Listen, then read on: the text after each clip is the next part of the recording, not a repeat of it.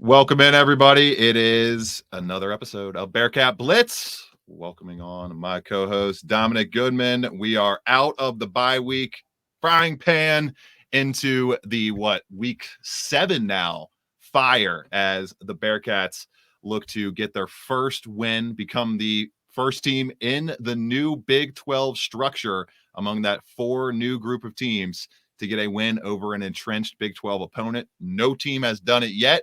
And we just saw another team in UCF get it taken on the chin by a Big 12 incumbent this past weekend. Welcome in, everybody. I am your host of Bearcat Blitz, Russ Heltman. He is Dominic Goodman, former UC wide receiver, played for the program from 2005 to 2008. And I am your all Bearcats reporter covering all things UC football, UC basketball over at allbearcats.com.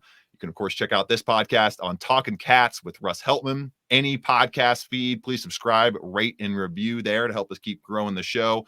Get us on Spotify, Apple, Google, Amazon, all that good stuff. And you can catch us on Bally Sports Ohio each and every week of the regular season. We just got some breaking news. Well, not breaking when you hear this episode, but breaking right before the show started. Back-to-back noon kickoffs for the Bearcats in the upcoming weeks. They face Iowa State at noon on this coming Saturday, and then Baylor at noon on October 21st. Plenty of time to dive into all that. But before we do so, reminder, everybody, football is back, and Bet Online is your number one information source for all your sports wagering info with all the up-to-date stats, news, scores, and matchup breakdowns. Get the latest game odds, spreads, and totals from the NFL and college football at your fingertips with Bet Online's real-time updates on statistics, news, and odds. From week 1 all the way to the college football playoff and Super Bowl, Bet Online gives you access to the best football promotions and contests available anywhere online. Head to the website today or use your mobile device to get in on the action. Remember to use our promo code BELIEVE. That's BLEAV, BELIEVE, to receive your 50% welcome bonus on your first deposit. Bet Online, where the game starts. And Dom, it's time to start up another game week for the Bearcats here. We had Shimon Mater on last week. Really fun conversation with the tight end. He was awesome. Really great with his time. Really cool look at how he's grown in the program and how he's going to continue to grow. Might be a little bit of a foreshadowing for our final topic of the day as we get into some breakout players for the second half of the season. I know we're only 5 games out of 12 in, but it felt like not a game to talk about this week, Dom. Good chance to kind of take a look at the season as a whole and take a look at some NFL Bearcats that we didn't get to touch on last week. We'll do all that in just a moment, but I was long-winded, man. I had to get through all the news and notes, all the custodial duties this morning on the recording line of things. Dom, welcome in, my man. Hope you had a great weekend. It's time to get back to game week for the Bearcats. Yeah, just been kind of weird just watching other teams playing and not seeing the Bearcats playing. So it's kind of a little different, but I'm excited. It's a game we could talk about. It's one of those games like the Bengals right now. It's just one of the must-win games and see what happens. Just hopefully we can put it together and figure it out just like the Bengals. No doubt. And a guy who's gone through some ups and downs this year. He's still trying to find his way, I think, in terms of consistency and playing at a high level as a starting quarterback. But you're going to keep the job for a consistent amount of time, especially in the NFL, Dominic, if you can put together second halves like Desmond Ritter did for the Atlanta Falcons to beat the Houston Texans on Sunday afternoon. He's now 5-0 in the NFL. Desmond Ritter is former UC legendary quarterback, the greatest quarterback in the history of the program. Played at UC through 2021, or 2018 to 2021. Undefeated at home, Dom, and now still undefeated with the Atlanta Falcons. That was a really impressive game-winning drive that Ritter led to help Younghoe Koo get the game-winning field goal, 329 yards. I'm pretty sure that's a career-high passing total for Desmond Ritter. Had the touchdown, had the rushing touchdown as well. He's kind of hit some fits and starts so far this season as really, Dom, this is the first starting quarterback in the history of the Bearcats program at the NFL level in terms of guys that have actually been entrenched and gone into a season as a starting quarterback. I think I wrote about it in the summer that he was the first quarterback in the history of this program to enter an NFL season as the starter. 5 games in, I'm pretty sure the Falcons are 3-2 overall, winning record, undefeated at home. Desmond Ritter getting enough time and offering himself enough of a leash, Dom. I think, to maybe eventually turn into a decent starting quarterback in the NFL if he can get the consistency hammered out. Yeah, I mean, it's not a surprise. He's a winner. His times at UC, he pretty much won. He's a guy that he does well. I mean, he does everything the right approach about taking on the quarterback job. What you want in a quarterback, someone that's going to watch film, someone's going to take the time out and learn the playbook, get guys involved, talk to guys. He managed the game well. He does all the right things, make the right read, make the right throws, and that's the thing you need as a quarterback, and especially winning games as he is. And it's not like they losing games with blowouts. The games they lost was close ones too. So it's just he does a great job, and it's no surprise to me. Yeah, the Falcons 3-2 on the season, 3-0 at home. As I mentioned, Ritter had 2 home wins, 2 home victories last year as well. And you're right, Dom. I mean, they had the bad loss. The losses haven't been great offensively. I mean, they put up a combined 13 total points in the 2 losses, got beat 43-13 in those. So you're going to have to get a little bit more consistent in terms of the offensive output here. But complimentary football, Desmond Ritter offering enough week to week to keep hold of that job behind a pretty strong backup quarterback option in Taylor Heineke. So we'll continue monitoring Desmond Ritter, as we definitely have to here on Bearcat Blitz, as the first quarterback in UC history. I cannot hammer that home enough, to be an entrenched starter entering the season. He has been very impressive. We touched on Ivan Pace Jr. last week. A lot of NFL Bearcats making their presence felt across the league. Speaking of leagues, let's take a look at these Big 12 standings, Dom. It's a great time to, I think, kind of look at where things stand as we have the Iowa State matchup coming up. The Bearcats taking on Iowa State, welcoming in a Cyclones team that took it on the chin against Kansas and then proceeded to, I'm pretty sure they destroyed TCU this past weekend. If I can get my computer to load here. TCU 27-14. So not a destruction. It wasn't an abject just brutalization from the Iowa State Cyclones, but they proved that they can compete in this league. Can they go on the road, though, Dom? Can they go on the road? That's my big question. We'll dive into that more later in the week. But looking at this Big 12 standings, Oklahoma at number 1. You and I both know, Dom, I actually placed a little monetary wager on the Oklahoma Sooners pretty heavily this past weekend. I did not understand why on a neutral field they were underdogs to that Texas team. You and I saw what Dylan Gabriel's able to do, and you and I, more importantly, saw what that Oklahoma defense is able to do, and they put that on full display in the Red River Shootout this past weekend, turning, I think, Quinn Ewers over 3 times, if I'm not mistaken. They were all over the field. Brent Venables looks like he has that entire team just ready to roll, just in a rabid fervor. They looked really good, and they look like the cream of the crop at the top of the Big 12, 3-0 overall. West Virginia, the only other undefeated team in the conference, 2-0 record. They sit right behind Oklahoma. Then we got Texas, Kansas, Iowa State, Texas Tech, Oklahoma State, BYU, Kansas State, all sitting there at 2-1 or 1-1. And then the bottom of the conference, where Cincinnati stands, we got TCU at 1-2, Baylor at 1-2, Cincinnati at 0-2, and then Houston, UCF, all a combined 0-7 in the conference so far, those 3 new entrants. I think it's pretty much how most people expected this league to go early in the season, Dom, outside of Neil Brown, the chip on the shoulder from UC's new entrenched kind of geographical rival. The West Virginia Mountaineers look to be a lot more formidable than most prognosticators had them being going into the season. Impressive stuff from Neil Brown, who I know for a fact took it very personally that his team was consistently getting picked as one of the worst, if not the worst team in the conference by most metrics.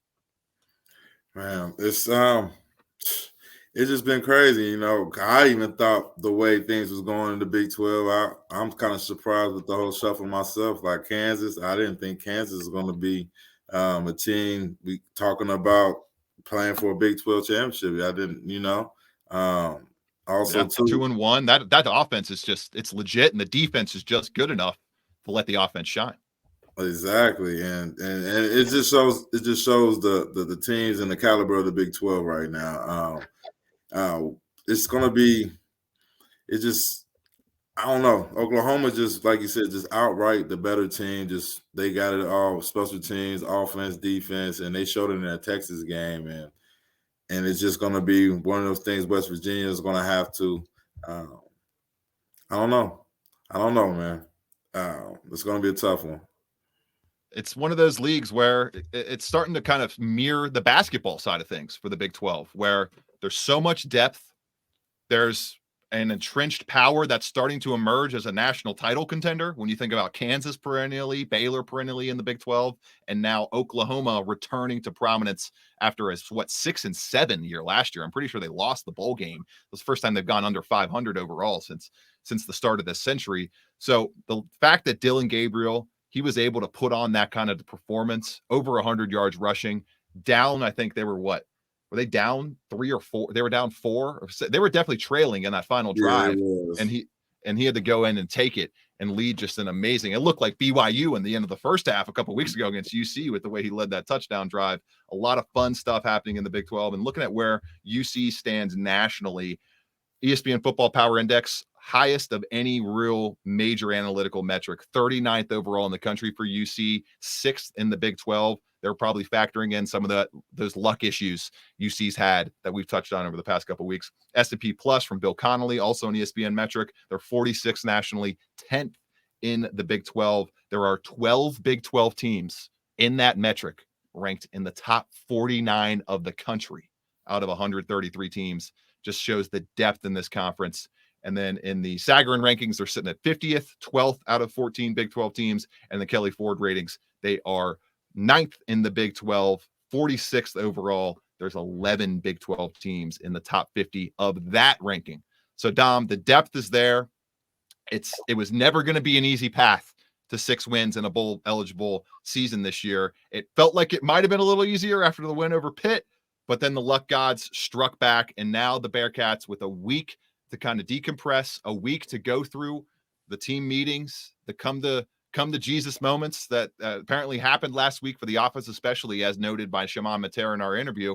It's a gut check type of week for this program, a gut check type of game that we're going to dive into between them and Iowa State, more so on the Thursday episode. But you're favored by 64% of ESPN matchup simulations. You're favored by, I think, 4.5 opening line by Vegas when they go into this week and look at the actual betting line between the two sides. Odds makers expect them to win the game by 4 to 4.5 points. So you're expected to get this win. The chance is there. We'll see if they can take it. Touching on homecoming week, Dom's favorite homecoming week memories coming up after the break. We'll also have our midseason MVP and a player that we kind of expected more of through the first 5 games that we aren't seeing enough from.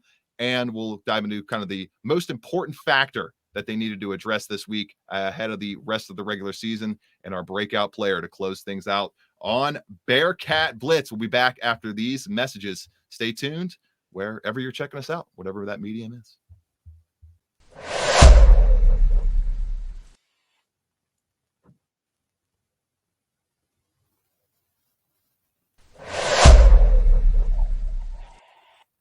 Bearcat Blitz rolling along in the back half of our show. Let's get to some kind of awards and midseason look at the entire program. MVP, midseason MVP.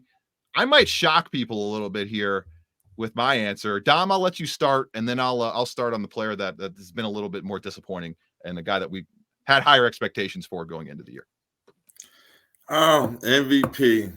I'll probably have to say Coleon for the simple reason. Okay. He's putting pressure, helping put pressure on the quarterback, bringing that pressure, helping along with him and Briggs, and just helping the linebackers fill them holes. And, they've been excellent in the box, doing great things there. It's just one of the things I'm an offensive guy. I like to reward somebody on the offense, but right now it's kind of struggling right now. But defense is doing a good job holding strong and just being there to give them opportunities to battle back. I like that pick, Dante Corleone. It's hard to go wrong with him as the MVP in any scenario right here. I'm going to stay on the trenches. I'm going to go to the other side of the ball, though. A guy that I think is a huge catalyst for this yards production, for the down-to-down consistency, for the amount of first downs, top 15 nationally in first downs total this season, the Bearcats offense is. And it's largely because they've translated that Louisville system, especially that rushing attack, over to Clifton in a matter of months, and a guy who's been a big part of that. And I think the biggest part of the offensive success so far in terms of getting that offensive line gelled quickly, getting the run game on track is Luke Kandra, one of our guests on the show a couple weeks ago. He leads all Bearcats in terms of overall grade on offense from the first 5 games of the season. He's posted a 78 offensive grade overall. He's just been fantastic. Actually, he's second behind Miles Montgomery in overall offensive grade. Montgomery at an 82.5, but I love the way he's just been a road grading run blocker this year, 83.4 run blocking grade. And Dom, he's been an entrenched, solid figure on that offensive line, an offensive line that was in flux throughout much of the offseason, had to come together with some pieces that we didn't know what the entrenched players were going to be, what the starting lineup was going to be going into fall camp. And I think Kandra's just done a great job with his leadership off the field, his leadership on the field, just his ability to get everything kind of filling in the gaps, so to speak, being the kind of the little caulk filling in the gaps on the bathroom shower, so to speak, just making sure there's no leaks, making sure it's a sound foundation, all that good stuff. A player for me that I've been a little bit more disappointed in, and it could factor in, it could be your thing that needs to get improved upon if you wanted to go on the defensive side of the ball for when we close out the show with that topic. It's Jordan Young.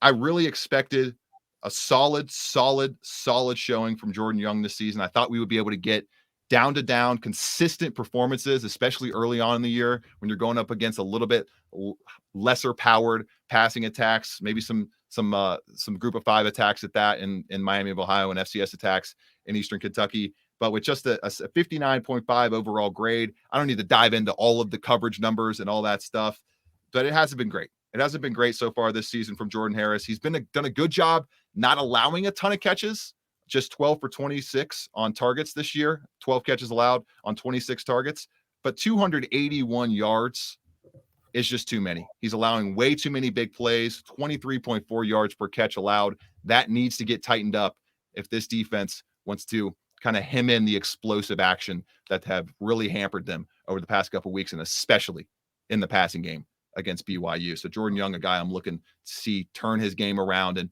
really light a fire under the rest of his season. Dom, who's a guy that you're maybe looking to see have more of an impact based on what we expected from them going into the season? I'm gonna go with Emory Jones, the quarterback. Right.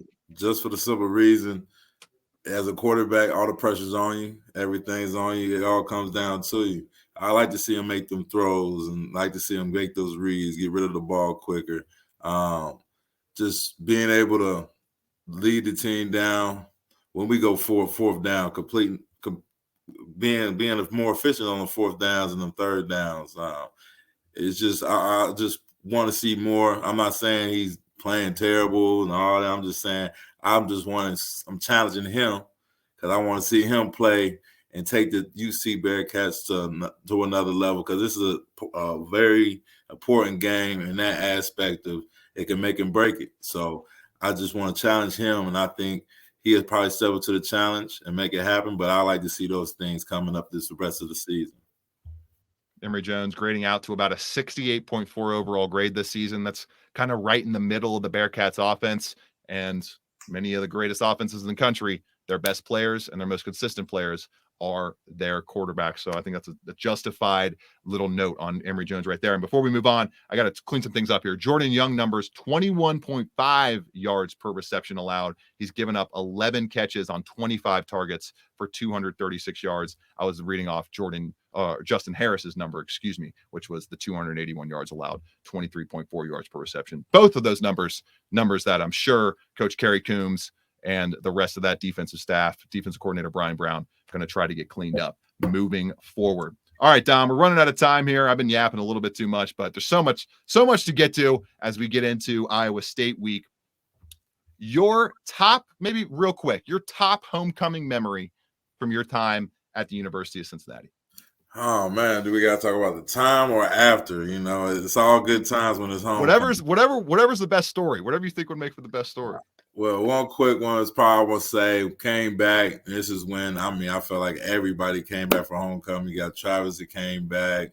You had Zach Flores. You had it was just a whole bunch of people, alumni. It's just good to see everybody back and we got a tailgating spot, Sigma, and it was just good. I mean, all of us having a good time, sharing stories from back in the day when we was playing, when we was competing. And we all got a chance to go down the tunnel and just have that good feeling getting on the field, and just, you know, it's different when you're on that field with your brothers, and feeling that, getting the flashbacks and all that. Oh, you see moments. Is, man, it takes down you the drive. Exactly, it takes you back down the memory lane. And I think when you plan, it's a little different because you really don't know what's going on. You just so focused on the game. You don't know. You're right. It's just another game kind of type thing, right? It's just another one on the schedule. Exactly. So you don't know the outside activity. I ain't know about the parade. I ain't know about like the tailgatings. I ain't know about all the different like frat and sorority parties going on. Like, I didn't know any of that. So just to be a part of that after you get done playing is remarkable. But as far as playing wise, I'll probably have to say the Louisville game. It was a game where we was in the Big East and Louisville was taking over for so many years. It's for the Keg and Nails, and we playing on ESPN, and we competing. And this when they got Brian Brown, Larry Douglas, like they had a team. And they was ranked also well in the top 15 during the time, and we was playing them, and we had our opportunities, and it was a close game, and we took a loss, but after that loss, it was something that really sparked something in us for the next season, what took us on to the Orange Bowl season, that just lit a fire in us. Like, we can't keep losing to them, just like with Miami. We can't keep losing to Louisville. So after that moment, that's when we really turned it on, and the rest is history after that. Love it. I'm sure you're excited for the alumni festivities this coming weekend. And who you mentioned, Travis Kelce, he might be there. I would kind of be a little surprised if he's not at the game this coming Saturday. They got the Kansas City's got a Thursday night game this week, so they got the little mini bye. So we'll see if the Kelce's. I don't know what the Eagles' schedule is looking like for Jason Kelce, but Travis Kelce definitely has a little bit of an open date right there. We'll see if he makes an appearance in town. Fun stuff right there from Dom. I never really think about that. The players probably just think it's just another game for sure, except for the actual opponent themselves, or if there's the Keg and Nails or some kind of rivalry history behind it. But everything else outside going on around the game, the players are a little bit in a silo too, so to speak. Top factor, Dom, as we close out here, and then a breakout player for the rest of the season. I'll go ahead and give my top factor for the rest of the year. It's pretty simple, and I don't need to go too much in depth on it because we talked about it so much. You gotta get the ball in the painted area when you are close to the goal line. When you are 20 yards and in, this offense has to figure out a way to not only increase from 46, 47% hit rate on touchdowns in the red zone, but it needs to be 70%, 80%. Get it up to a more kind of elite level, and get it up to the level that is more reminiscent of what this offense has produced 20-20 throughout the season. That's my number one thing for this team to figure out in the 10 days or 14 days they've had off. Can this offensive staff find the right buttons to push in the red zone? And piggybacking off of that, one of those buttons I think can be pushed a little bit more often and can be a weapon that unlocks that red zone ingenuity is Shimon Mater. We mentioned him last week playing a career high in snaps against BYU, goes out and posts a career high best game in catches, yards, and touchdowns. I think he firmly cements himself as this team's go-to number one option at the tight end position, adds even more of a factor in the middle of the field, especially in the red zone, and he starts to really make an impact in the red area. I'm going to say it here. 4 red zone touchdowns the rest of the way for Shimon Mater. I think he hits that mark as we close things out here on Bearcat Blitz. Dom, your top thing they got to fix moving forward, and your breakout player. Top thing they got to fix is the explosive plays. Got to fix that. Can't have those. Can't afford those, especially against going to Iowa State. Just can't have it. And the things, once again, we talk about helping the offense out. That's one thing that will help them out tremendously. So stopping the explosive plays and just limiting the turnovers. And I think everything will be fine. And things that get corrected and fixed, we'll see a total different Bearcat team. Far as what was the other thing? The breakout player, the guy you think will break out. Breakout player. I'm gonna say Xavier Henderson. All right. I think this is a time for him, like you said, in that red zone area. I think they probably spent some time this bye week and figured out some ways to get him the ball and give Mashai.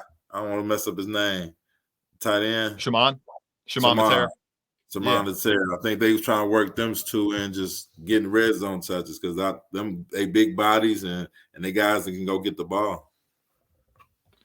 The Bearcats, Dom, on ESPN's Football Power Index, are favored to win Iowa State, Baylor, Oklahoma State, UCF, and Houston.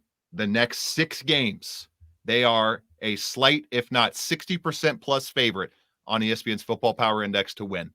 This is a stretch where it feels like they don't have to go 4-2. You'll take 3-3, I guess, but starting to get some upward momentum this season, and especially starting to get off of that home losing streak is a great goal to set. We'll see if they can do it starting at noon on Saturday and another noon kick on the 21st against Baylor. We'll have you all covered throughout each matchup right here on Bearcat Blitz. Thursday show coming your way later in the week. For Dominick Goodman, I'm Russ Eltman. Thank you all for checking out Bearcat Blitz on the Believe Network.